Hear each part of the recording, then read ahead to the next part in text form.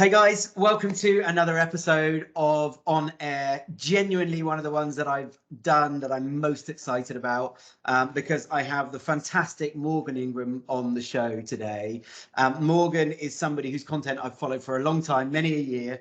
Many of you will already know him and have heard him talking on podcasts and also be following his content. So delighted to having him on. And Morgan is the Director of Sales Execution and Evolution at JB Sales Training, another fantastic brand alongside Morgan's personal brand. First and foremost, Morgan, thank you for joining us. Welcome to the show. How's things? Oh, I'm absolutely excited to be here. Things are great, and I'm looking forward to diving in. Brilliant. Good stuff. Well, look, great to have you on the show. If you haven't listened before, one of the things that we do right up front is give our guests 2 minutes. 2 minutes, tell us who's Morgan, who are JB Sales Training. Just give our audience that don't know you, and if they don't tell anyone that, by the way, that don't know you, give them the background on yourself. For sure. So I started off in sales development as an SDR, cold calling, prospecting, all the things that you do, all the hangups that you get. And I learned through that by creating a YouTube channel called the SDR Chronicles. It's still around if you want to go check it out. And that documented my journey as a sales rep on an entry level. And through that, that's where my career has accelerated to the point now where in the past 4 years, I've trained some top level companies in the tech world, Salesforce, Zoom, Slack, to name a few of those. And my whole goal in coming in there is to coach and teach them how to break through the noise through email, cold calling, LinkedIn, all these different strategies that we'll probably dive into today. So that's my journey. That's where I'm from. JV Sales is an organization where we, again, train a lot of those companies. We're still doing that today through virtual and on-site and through also online content we have as well. So excited to, again, unpack some tactics that you all could use here. Love that. Love that. Can't wait to pick some things out of your brain. I want to ask you a really challenging question to start with. Oh, I love it. Haven't prepped you for this. What's your favorite outreach channel? If you could pick one, what do you do? I like the unprep channel, unprep question. So the thing that I would pick is social. And the reason for that is because in social, you can do multiple things. I could still send a video. I could still do voice messages. I could still ask for referrals. I could still comment if my buyers are actually active, and I could learn a lot through social. So if I had to stay in one spot, it would be social. Yeah, nice. Sign of the 21st century. Love it. It's the versatility within that platform that's outstanding, and the fact that, like you say, you can combine voice, video, so you got audio and visual, and the fact that you've built such an amazing personal brand. I'm guessing that makes a big difference to the way that you can use that tool. Tell me about the phone. So the opinion in our market around how you use the phone, how much you use the phone, whether the phone is useful or not, whether cold calling is dying or not, and I'm just going to park that one and not hang around that one for too long. There's a lot of noise about that. I'm just keen to start with your take on it. What do you use the phone for? When do you use it? How do you use it best? Where does it come in the mix of outreach channels for you? The thing is, nothing inherently is dead until everyone in the world tells me that it does not work. So that hasn't happened yet. So when someone says something is dead, we have to understand what the definition of dead is. It means that it's no longer alive. It does not exist. It's not moving. And there's data that actually shows the top performing companies and even companies that have increase in revenue are still making these calls. Now, again, everyone can have feelings about it and be like, oh, I don't like cold calling. That's your feelings, but they're not validated by the data. So I just want to start that before we even have this conversation, because I see that a lot, and it makes me confused because it's just your feelings. Your feelings are not validated by the data and what's actually happening. So from the cold calling perspective, there's different angles. And you know this actually better than I do. I train a lot of companies in Europe, and they're in the Nordics, they're in the Benelux regions, right? We have the UKI, and each one of those regions tell me different things. They say, hey, cold calling's great here, and it's not. In the States, it's different as well. Universally, my point is that cold calling is effective because most people aren't making the calls, because we're in a generation right now where people are afraid of picking up the phone and actually making a call to their own friends. So they're definitely not doing it to someone random. And when someone does pick up the phone, most people don't even know what to say. Right? They don't know what their value prop is, or how to handle an objection, or even how to even start the call. Right? So if you understand how to communicate as a human and understand how to articulate yourself on a cold call, you're going to actually have a better advantage because not many people are doing it and because not many people know how to do it well. And I actually find that executives, you can get them on the phone and you can present yourself in a certain way, you could get more of that engagement there. So a couple of things to consider. Nice, love it. Do you know what? I think you've hit the nail on the head there. Absolutely the nail on the head. I'm keen to get from you. You talked about breaking through the noise. I think, is that the right phrase that you used earlier? Sort of breaking through the noise. Yeah, how much of, if I'm an SDR and I'm going out and I'm thinking I've got to target mid-market or enterprise, how much of what I do is about how I do it? Or how much of the success that I bring is about how I do it? And what are some of the things that you might teach somebody who may be starting out in the role around how they might be able to differentiate their outreach, how they might be able to set themselves apart from that noise? Yeah, I think first you have to have an internal conversation with yourself. Most reps don't do this, right? Is when you are writing your emails or even in the emails in your campaigns right now, read them out loud and ask, would I actually respond to this? Most of you, and I've been there before, will be like, I would not respond to that. So then you have to ask yourself a question. Why? Why do I keep doing this?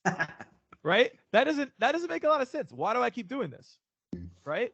Makes no sense why you would do that. So that's why I always encourage people to, first and foremost, take a step back, right? Take a step back and then be like, like, what am I actually doing here? Right? Like, good question. Because most people don't ask themselves that. Yeah. What am I actually doing? Right? And then once you understand like what you're actually doing and you start seeing more and more of inherently success in that, then that's when, you'll be able to start seeing the results that you want. And so the first thing you have to do is read those emails out loud and ask yourself, would I actually respond to that? Then the next step after that is start talking to the top reps and figuring out what are they doing that's successful and what's being done there. But let's dive a little bit deeper because that's pretty standard. I also want you to pay attention to what other people do across the board and try to figure out what's a different way that I can do it, right? Because in order to break through the noise, you have to be different than the noise. And so you have to think about, okay, well, when people leave voicemails, they leave their name and number. Maybe I shouldn't do that. Most cold emails start with hope all as well. Maybe I shouldn't do that, right? Most people start a cold call introduction with how are you today? Maybe I should do something different. So you have to think about what most people are doing that are sales reps and think about what can I do differently to stand out and ultimately start A/B testing what those new things are to be successful. The large majority of my content comes from things that I actually did. It's not like I read in a book and I was like, here you go. I actually did it because I tried so many different things that worked. And I've also tried a lot of things that are awful. So, but you have to be willing, right, to figure out what does work. And that does take some time. It's interesting, isn't it? Because I talk a lot about interrupting buying behavior. So as buyers, when we receive a cold call or we get an email in our inbox and it's one of 100 for today or whatever it might be, we subconsciously look for the signs, don't we? Early signs. I've got this email that's 4 paragraphs long. Hope you're doing well. I don't recognize the name. I don't recognize the company name. That's enough for me to delete. If I don't give those signs as a sales rep, it's very hard for me as a buyer to categorize you. And it's the same on the phone, isn't it? If we say, how are you today? I'm immediately going into my protective buyer mode. Oh, geez, somebody's about to sell to me. If you don't behave that way, then I'm behaving in a different way back to you. And I think that differentiation becomes really important when we get that sort of first 3, 5, 10 seconds that we get from somebody, whether it be email, voice, video, whatever it might be.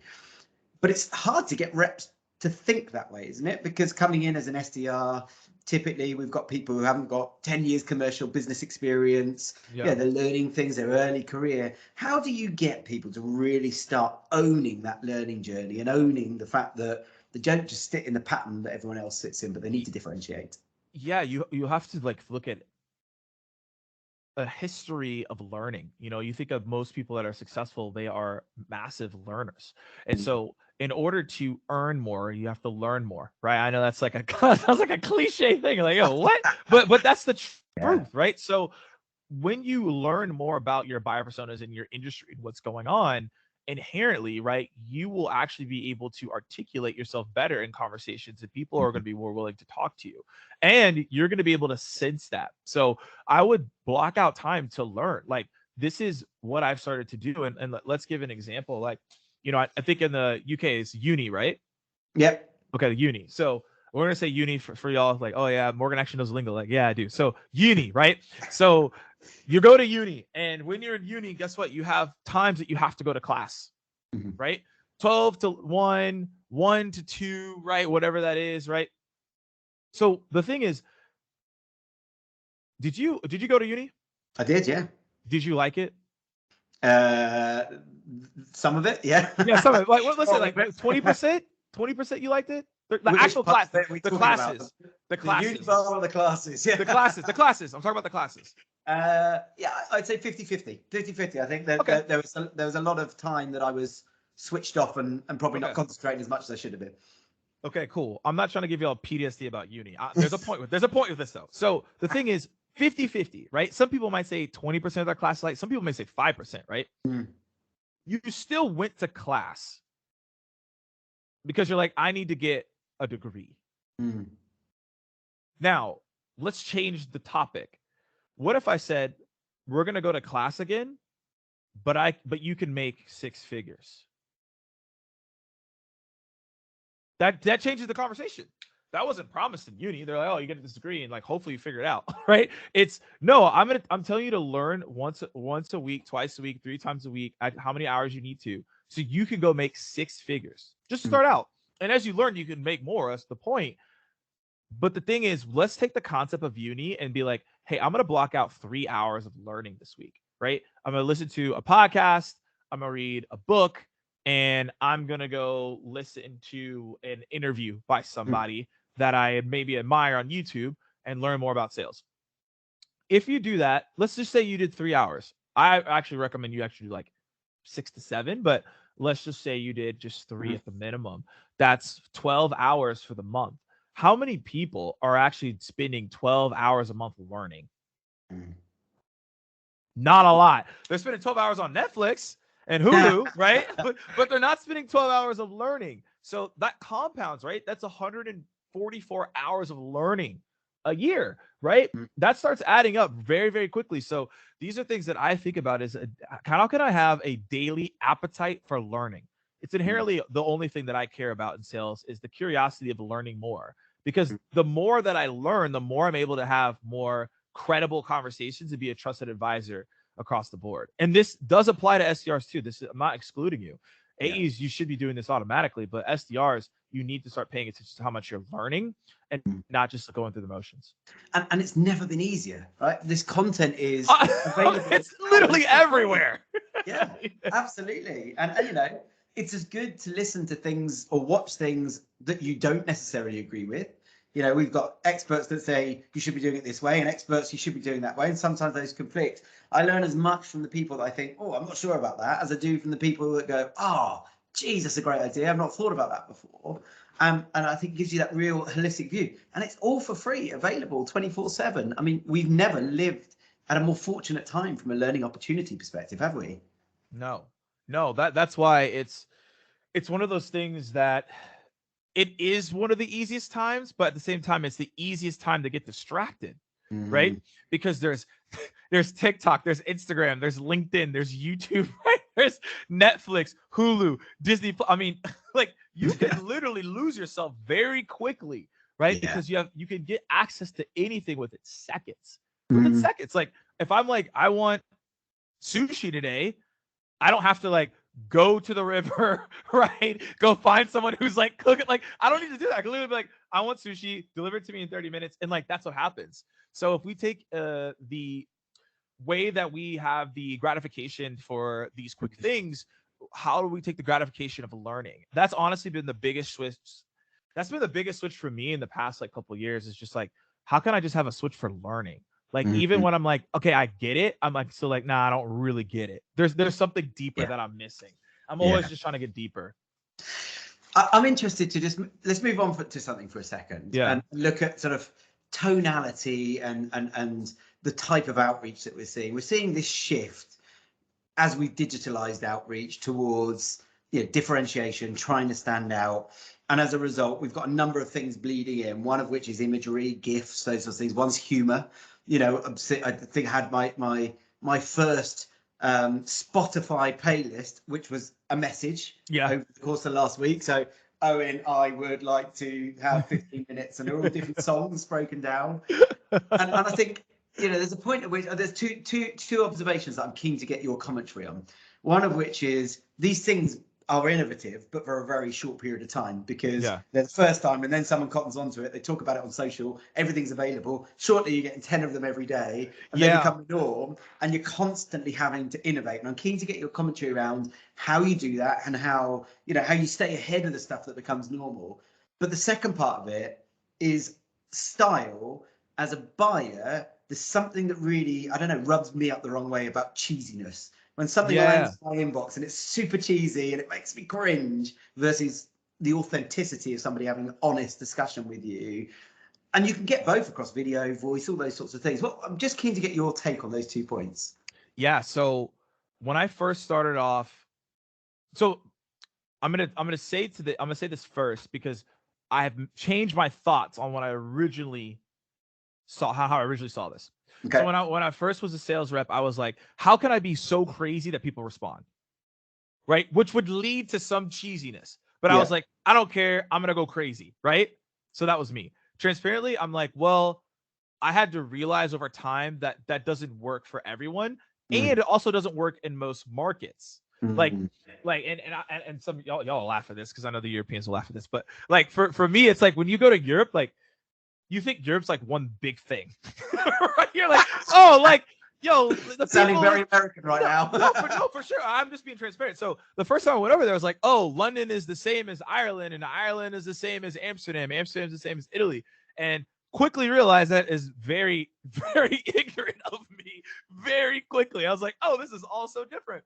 So that's just me being transparent. Now I understand the difference, right, of Germany and France and like Italy, like, because I'm over there and I have a lot of friends over there, a lot of people in sales over there. They're like, Morgan, like, no, that's wrong. And I was like, wow, okay, I did not know that, right?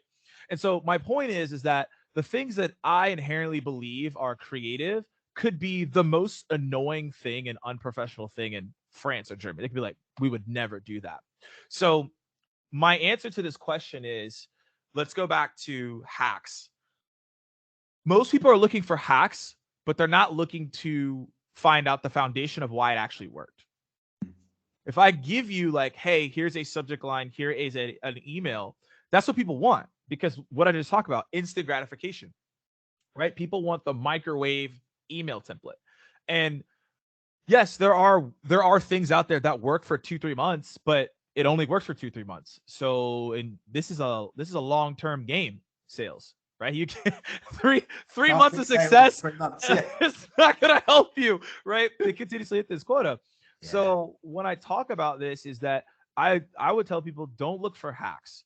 Don't look for the person that's like, hey, if you do this one thing, it's going to completely change your game. If I ever say something like that, don't listen to me. Like, don't listen to me, right? If I'm like, hey, this is going to change your game, but like, no, I mean, it may change your game a little bit, but it's not going to change your game for the rest of the sales career. It may be something that can be a game changer, but it will not change the game completely, right? That's a difference there. And I've transparently had to be more open with that, because I could see people perceiving that as like, this is the thing, and it's not. So I want people to understand that there are frameworks and there are things out there that people talk about that will get you success, but you have to add your own spin to it. You have to take what people say, me or whoever, and be like, how does this relevant to me as an SDR when I reach out to IT buyers? How is this relevant to me as an SDR and I'm in Germany, right? Because I know it's different, and you have to realize that. Number two is what you were talking about, is the style and more so like the frameworks and understanding the psychology of how people react to certain things. So when I give an example, I always have a reason.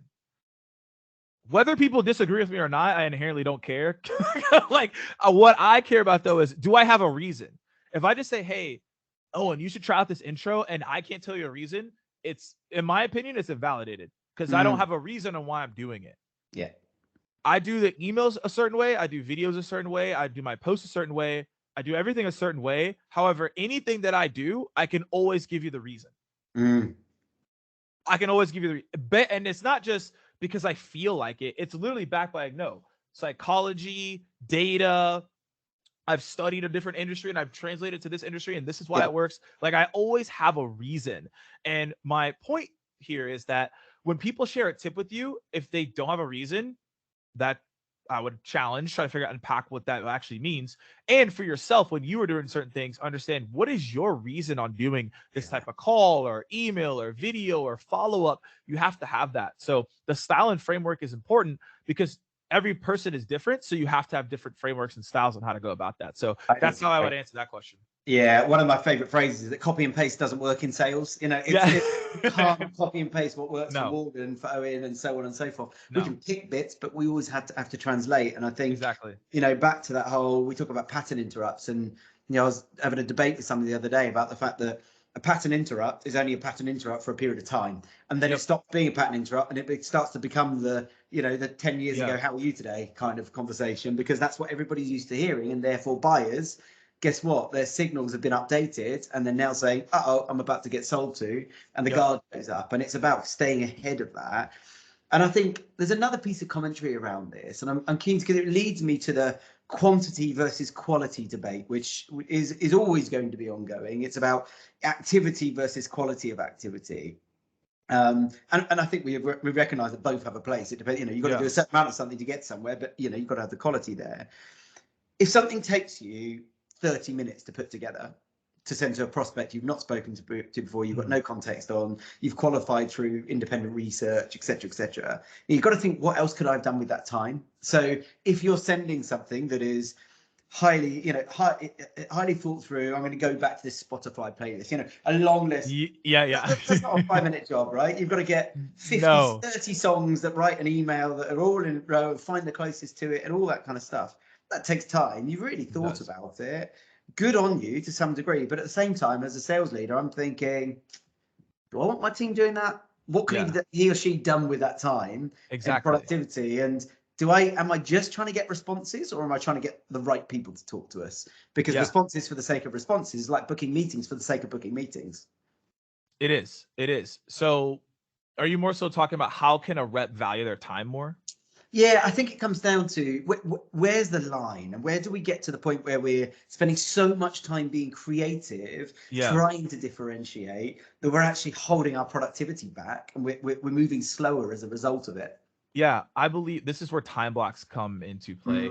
I have a lot of time blocks on my calendar. I'm getting and like, I don't know if you do this. I've started to hear this from more people, and I haven't gotten to this level, but I'm considering starting to do it.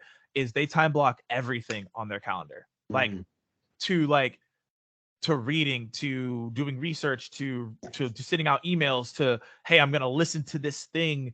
And the more that I've seen different aspects of sales teams and what success looks like, I genuinely believe that you have to understand what you're doing almost at every single minute, because time is so valuable, right? And we all know this. Like, you don't get time back, right? It's the most valuable asset. We've heard this a lot of times.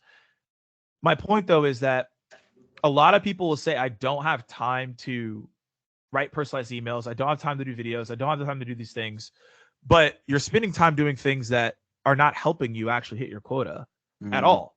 And you say that you don't have time, but you do. You're just spending on times that things aren't relevant. So if we take a step back, not to say that's all people, but most people at the end of the day, if they just were to time block to do these emails, they would be better off. So over time, right, you can get better at this. I would recommend people to be like, hey, for an hour, I'm going to write personalized emails every single day for the year. Now, I didn't do that exact thing. I actually did a video every single morning for an hour or for a year when I was selling.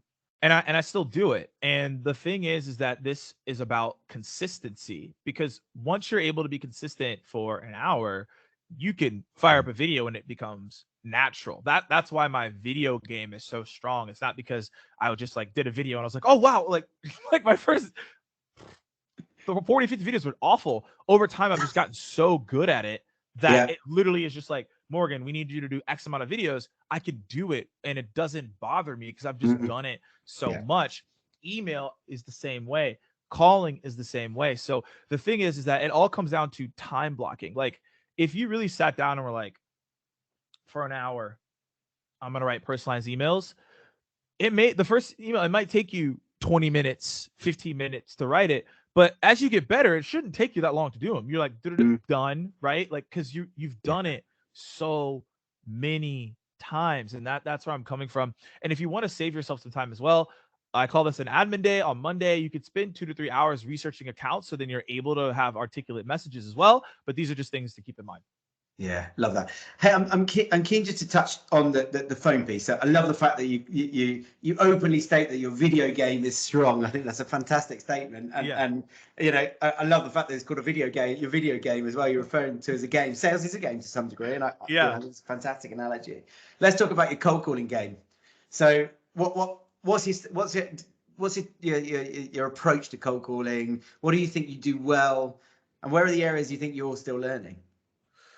Ooh, okay. No, because so no one's ever asked me what areas you're still learning. So I love that. So there's 3 components. I would say number 1 is I follow a framework. I'm not a script person. Yep. I'm a framework person. So the framework basically is intro has to be a pattern interrupt. Yep. What is your value prop? I need a follow-up curiosity-based question after the value prop. I don't go straight in for the meeting. People can debate on that one. I don't go straight in for it. And then do I have a subset of ways that I handle objections, and then closing, and I have a unique way that I close on my cold calls, so I have higher conversion rates and higher hold rates for my meetings. That's how I run every single cold call. And while I'm also on the cold call as well, where I have been able to shift a lot of things, is I A/B test my intros all the time, because everyone's different. My belief is that the introduction is the most important part of the call, because that's how you're starting it out, right? Yeah. Like how you start a race, right, is going to be dependent on how you end that race, right? So that's how I start at the beginning, is like, what are intros that are just going to grab people's attention that are different? So I have just a rolling rotation of different intros that I do. I have like 2 or 3 that I really like, but I'm always being like, okay, like what can I try different today? Right. And this is not every single day, but I try to think of what can I do a little bit differently to refine and enhance that entire process. And then when I think about things that I'm learning, is learning how to pause. That is the hardest thing for me to do, because I want to keep talking, or I feel like I know where they're going. Because, and you know this, like when you start getting relatively good at cold calling, you know where people are going. So you want to just be like, okay, like I already know. And sometimes you don't. So by just pausing and just understanding what they're saying, letting them get their full thought out, it allows you to then figure out where to navigate the conversation moving forward. So like, that's how I think of cold calls. Pattern reps are key. I try to figure out ways to have pattern reps as much as possible. And then where I'm really learning is just learning how to pause and asking people questions in a calm manner, not in a aggressive manner or like in a salesy manner. It's just like in a very calming, trusted advisor manner, which does take some time. Can you give me one of those intros that you like? Yeah. So one of the intros that I really like, it's a very, very straightforward one. It's nothing too crazy. And then we could talk about one that I think is a little bit crazier, but this one's like a standard without getting too deep here. So I'll call, let's say I'm calling you Owen. I might be like, hi, Owen. You don't know me. I don't know you. And the reason for my call is, and I just go straight into it. Now, the reason I like that intro is because when people answer the phone, they want 2 things, right? Who are you and what do you want? So and this is interesting, I don't lean on introducing my name and company, because I inherently believe that most people just don't care. So me even introducing that, it just doesn't matter yet. I'm just going to call you. I'm just going to tell you why the reason I'm calling, and like, that's what you really want to know. And I'll tell you my name once I get into the mix of what I'm doing. But I literally was just like, hi, Owen. Hey, look, you don't know me. I don't know you. The reason for my call is, and then I go into it. Now, if you want to add your name, it's the same thing. Hi, Owen. This is Morgan from JB Sales. Hey, look, you don't know me. I don't know you, but the reason for my call is. And I always do that little laugh there to just it's because it's funny because I'm laughing at how absurd the situation is. Yeah, I get it. Right? Because when we think about it, a cold call is pretty absurd. I'm literally calling you out of the blue, interrupting your day, and I'm trying to sell you on a meeting. So I laugh about it a little bit. So then, we could maybe get some laughing going there. But that's one of my go-tos, is just getting straight to it so that we don't have to worry about any fluff there. Yeah, like it. And what was the one that was a bit out there? Okay, so this one, you have to really have a strong delivery. So when I do this, about it. yeah, this was just funny. So, and you have to nail the delivery. And I've gotten, majority of people will laugh at this or they'll be sour about it, but it's whatever. So I'll be like, hey, Owen, this is Morgan from Jamie Sales. Congrats. This is a cold call. And then people will be like, oh, here we go. And they'll laugh about it, right? And so then we'll get into it, and then either they'll be like, hey, like, what do you want? And then we go from there. So again, you have to deliver that the right way, and you have to have that pause like I did. It's like, hi, Owen, this is Morgan from JB Sales. Congrats, this is a cold call. And then you just pause. You don't say anything else after that. And so they're just like, oh, shoot, okay. And then they'll laugh about it, and then you move from there. Do you know the common theme though is that you're acknowledging it. You're acknowledging it. You're saying it up front, and you're there's a sign of respect there, isn't there? That you're saying, actually, look, I know where I am. I'm not pretending to be anything that I'm not, and I think that goes a hell of a long way. Hey, I'm not sure. Maybe you did, and I just haven't connected. I'm not sure if you answered my question about where are you still learning. So when you look at cold call framework, where do you think the areas that you're not as strong are, and what are the things that you're still trying to learn more about in particular? Yeah, so it was listening, but let's amplify on that. It's more so the objection handling piece. Okay. Yeah. And even to a degree, like, people could say like, oh, like, there's you understand the objections and you know the answers to them. I'm still always learning on how can you solve the objections better. Like, that's the core. Like, I think the value prop is always something to tweak, but you're always going to tweak the value props because your company will evolve, and also depends on what company that you're at. And that I don't think that's really the scenario. Like, really where I'm at is, how can I handle objections even better than what I'm doing today? And that's why I talked about like the pausing piece. And I found that pausing is really helpful, obviously listening, but like, how can you really turn the conversation into just a actual conversation instead of a confrontation, right? Because when you think of objections, you're like, confrontation, right? I'm trying to fight somebody. And really, I'm trying to figure out, like, if someone says not interested, I reach out in 6 months, right? That ultimately could obviously be layered in your value prop, but also it's in, there was confusion in what just happened. So how can I make it not confusing? How can I get them on the same page? How can I make sure to feel them more comfortable? Handling those objections is something that I'm still continuously learning more about and getting better at, because life in itself is a negotiation and also an objection handling phase, right? So the better you can get, the more you can get better at that. Like, it's just dealing with life. Like, you're going to deal with these objections. You got to figure out how to, like, get people on the same page and understand what you're seeing. And that's what I'm always learning more about, because there's always so much to unpack there. Yeah, I love that. And I think, what I think is important for our listeners and our audience is to recognize that, how many hundreds of thousands, possibly millions of cold calls have we made between us, the two of us. And I often share, for me, the biggest frustration I have with cold calling is still getting through gatekeepers, because I have an emotional response to them not putting me through. I have to really control, where I'm thinking, hang on a second, I've got something good here. I want to talk to this person. I've researched them. I know a lot about them. I know I've got a good conversation. And I know, back to your point about having a good video game, I know I've got a good cold calling game. I know once I get hold of the right person, I've got a very good chance of booking a meeting. But when somebody whose job is literally to not even care about that, just to block me, is in my way, I have an emotional response to that. And I really battle with that psychologically. And I always have done. And that's definitely my weakness in there, because I can sort of downwards manipulate my chances of getting through and working that by becoming cold or standoff a little bit. And I think, it's interesting that you're putting out a huge amount of content to help people. So am I, so are lots of people, but we're still all learning ourselves, right? We're still all taking the time to try to get better at certain elements. I think that really comes across in what the points that you've made across today. Exactly. Morgan, absolutely love talking to you. I genuinely think I could spend another hour chatting to you. We could. I love the approach, genuinely. I think what you're doing with your content for for sales reps and the like out there is exceptional, and I think there's a lot that can be learned from you, your experiences, and your approach to things. So I just want to say a sincere thank you for joining us, and thank you for sharing some of your expertise today. And before we wrap up, just give you the opportunity to say, look, from our listeners, who should get in touch with you? So who can JV Sales Training help? And of course, how can they get in touch with you if they want to do so?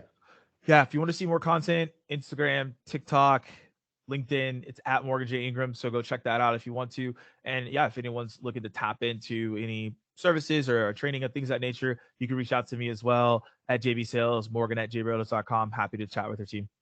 And does JV Sales help any business? Are there certain sectors or spaces or sizes that you focus on? Mostly any business, but I would say we're more hyper focused if you look at our client list in the tech space. Yep. So high growth tech companies is typically who we work with. Makes sense. Yep. Morgan, thank you so much for joining us. Really appreciate it. We hope to speak to you again sometime soon. Absolutely. Cheers. Cheers.